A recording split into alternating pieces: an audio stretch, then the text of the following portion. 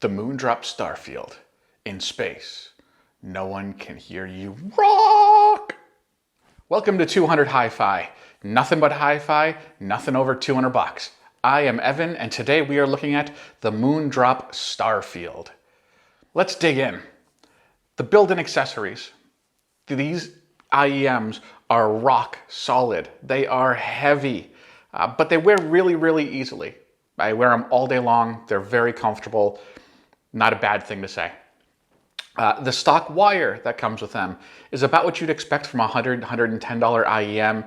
It is acceptable, it is usable, but probably not something, if you really like these headphones, you're going to stick with long term. I didn't stick with them for very long, and we'll talk a bit more about that in just a minute. Along in the box comes a leatherette little carrying case. I've never used one of these for, I don't think, any pair of IEMs ever, but hey, don't let me get in your way. As well as a selection of silicone ear tips. These tips were very, very hard to get onto the Moondrops, but once on, stayed put, which is more than can be said for a lot of other Chi-Fi in this price range. I'm usually a medium in tips, and I was a medium on these tips as well. So a little bit of a struggle to get them on there. Once they're on there, they stayed, and they actually fit true to size. So nothing to complain about there. So these IEMs, as you can see, are beautiful. They are a sparkly blue and purple, like metal flake in the paint. For something at this price range, they are absolutely stunning. In some light, they are bright, bright blue. In some light, they actually do shift a bit to purple, but always look amazing. See if you can see the sort of color shift here. In any case, absolutely stunning. So the bass, solid but not overdone. They are terrific, terrific bass. They are tight, they are punchy. Without a doubt, not overblown, and as far from one note bass as I've maybe ever heard. Incredible texture and sound to the bass. Gentle slam, if that's a thing.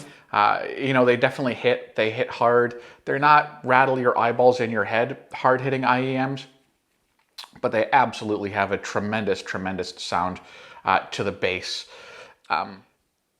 Even at slightly painful listening volumes, I could get no distortion out of these drivers. I found them to be absolutely amazing, again, especially at this price range, but bassy instruments actually sound like bassy instruments. Synthetic bass is sharp and tight and hits. The mids, my God, the mids. Smooth, balanced, like a fine scotch, but won't ruin your liver. Unbelievable tone. This is some of the best mids I've heard in anything under $250 or $300. Instruments are clear, clearly separated. There is air. There's more room in these headphones than in most other full over-ear headphones that I've listened to. They're truly phenomenal. Female voices just come through. You can hear the breath. You can hear tongues touching teeth. You can hear all of the little details that turn sound into music. That's what these little guys can do. One small dig on the mids. They're not as full as other mids I've listened to. After about a week of listening to these, I did some A/B testing against another IEM that's coming up shortly that just has a fuller mid-range to it. And if I'm honest, a little bit of bloat in the bass, and it's just that extra fullness really brought male vocals to life in a way that these just couldn't quite pull off. Johnny Cash is an example. A lot of that comes from his chest, a lot of that tone, a lot of that richness.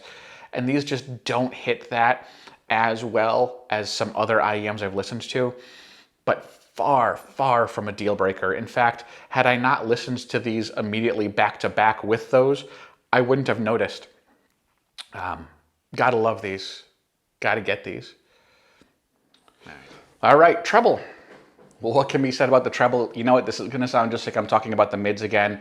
The treble is detailed. It is delicate. When you hear delicate, you tend to think fragile, light, frail. Not that at all. This is delicate in the note starts exactly when it should, the note stops exactly when it should, and all of the beautiful run up and decay in notes is all right there for you to listen to from that start to stop point.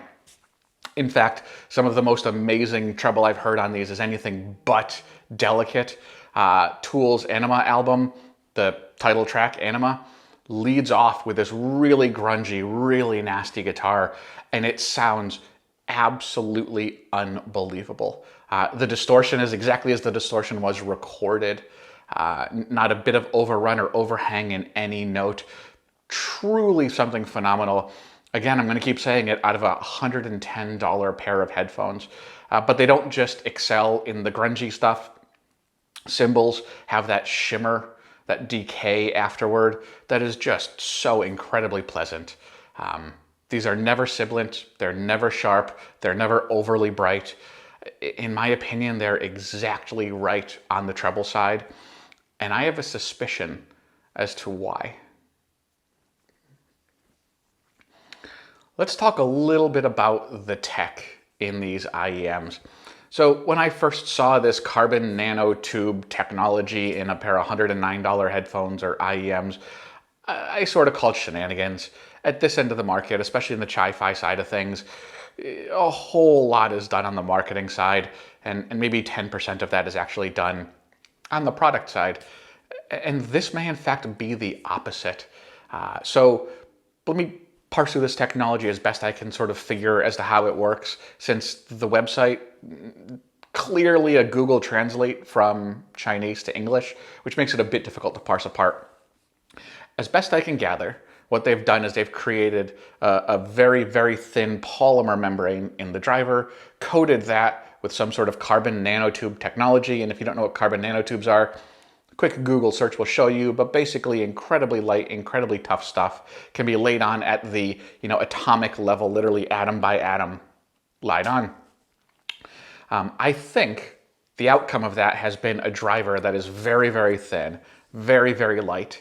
They claimed the driver to be 6 microns thick. So something that small and light in these heavy brass, from what the website describes them as, brass enclosures for that IEM. I think what they've done is exactly what you try and do in a pair of loudspeakers in your living room. A big, heavy case to anchor the cabinet, or in this case, the IEM itself, from moving, and a very, very light, detailed driver that can now be super accurate since none of that vibration is going out through the cabinet. I suspect this may have actually worked here, and at $109, they're phenomenal. They're absolutely phenomenal. So, since I only spent $109, I thought, you know what? I wonder if these guys can be upgraded at all. So I swapped out the factory cables to a set of cables from Treble. They make a great braided IEM cable, balanced to 2.5 millimeter. So that cable, incredibly flexible, incredibly light, very soft, just a really, really nice cable to work with. And I plug those into my FiO BTR5, an incredible little balanced DAC amp that is Bluetooth. It frees up my IEMs from my phone, which means I can stick these things in a front pocket and not have to worry about them getting tugged around by my cell phone.